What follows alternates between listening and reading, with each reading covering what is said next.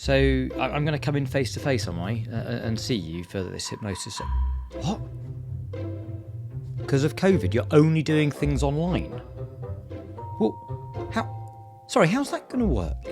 How can you possibly do hypnosis online? Don't I need to be in the room with you so that you can, you know, with your magic hypnotic finger, kind of touch my forehead and align my chakras and drop me into a deep, profound trance? I mean, really? Online?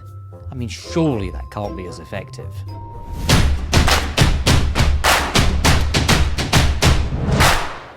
If you've ever caught yourself thinking these things, like, how could it possibly be as effective doing stuff online, if I'm seeing a hypnotherapist or a change worker, versus face-to-face, then tune in and let's explore. If you haven't already, click subscribe so that you make sure that you never miss any of this content. And to be alerted, also hit the bell. We are producing content all the time, psychological hacks and anxiety beating tips so that you can improve and transform your life. For those of you who don't know, my name's Howard Cooper, and for the last 18 years I've been helping people transform their lives using a variety of techniques. And really, my background as an ex-anxiety sufferer meant that I became very motivated to find techniques and strategies that can help people quickly and that are tried and tested. I've still been getting a lot of people who ring me up on inquiries and say, surely it can't work as effectively.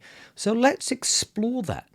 Is there any validity in the truth that maybe face-to-face is better? Why is it that people think it couldn't work? Like, what are their concerns? Well, people often think about therapy, massage therapy, physical therapy. Maybe they picture that there's an element of touching that has to go on. But as a hypnotherapist, that doesn't have to happen at all. This is not a physical therapy. This is a mental one. But again, people don't always know what hypnosis really is or how hypnotherapists work in a clinical setting. Many people may have thought about hypnosis. They've seen the stage shows and they see a hypnotist grabbing someone's head and pulling them back and they fall unconscious onto the floor. But of course, that's not what we do. But if that's what they're thinking it is, then of course it makes sense that they would go, well, how could you possibly do that to me if we're just on Zoom? That of course wouldn't make sense that were the case. People might imagine that you have to have a special environment, whether it's incense burning or a particular breed of whale music in the background, in order to facilitate change. But of course, is that true? In order to answer this, we need to look at what actually is hypnosis, and what would I be doing with someone if they did come and see me face to face? Well, I actually see people in this office, and I would sit in that over there in the corner, and they would sit on my sofa over there, and that's it. We'd have a chat. We'd talk to each other, and I'd ask them lots of questions about how it is that they create the pattern of thinking that they do. And then I would get them playing around with certain exercises, visualizations, thought experiments. I might help them to understand things in a different way through stories and metaphor. And I may even do some eyes-closed work where I get them to close their eyes and get them to contemplate certain ideas as I talk. But all of that can happen exactly the same way if we were online. There's nothing that I would do that would be any different. What actually is hypnosis? It's not something that I do to you. It's something that happens in your mind. And here's a good way, and I've used it before, perhaps even on this channel. So scroll back and look at the video about what is hypnosis. And we go into a little more detail about this, but here's a quick example. If I took a blackboard and I took my fingernails and I reached across and I scraped my nails down. Now, as I mimed that, you probably got a squirmy feeling inside, a real feeling of like, ooh. And if I said to you, where did that real feeling come from? You'd likely say it came from the sound of the nails down the chalkboard. But of course, there were no nails down the chalkboard because it didn't exist. It was just a square I drew out in space. That was it. So you can't really have been responding to the sound of nails down the chalkboard. It was just your imagination. If you had a real feeling to something entirely imagined just then, I would say that was hypnosis, right? You had a real response to something that was entirely imagined, and That happened even just watching this YouTube clip, right? You didn't need to be in the same room with me.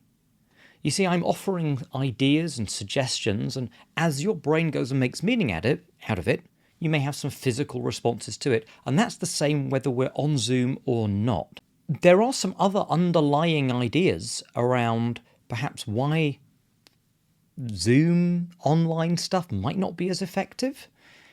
Maybe people are worried about distractions, and I think that's a valid one. Are they going to be in the middle of the session and suddenly, ding dong, Amazon delivery arrives? Or are they going to be in the middle of a session and, young kid burst into the room and, Daddy, I need a poo. Well, that would be a distraction. But most of the time, 99% of the time, that really doesn't happen. But people might be concerned about that. Would it happen to me? People might be concerned that I've got a very personal problem. And people at my house or where I live, my living arrangements, they don't know about this issue, and I don't want them hearing through the walls me talking to someone. So I'd prefer to go out and see someone and, okay, that may be valid. But of course, there are ways around those things where we've done it where they go out for a walk and I have them on FaceTime and they find a park bench.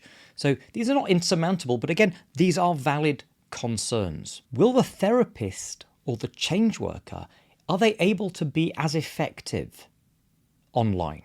This is an interesting one. Because, of course, there is an element of truth to that. If I have someone who's sitting in the room with me and I can see all of them, I can see the way perhaps their leg or their foot taps every time they talk about an issue. And maybe that gives me clues as to, is there some tension in the body that I might deal with conversationally that I'm not spotting online.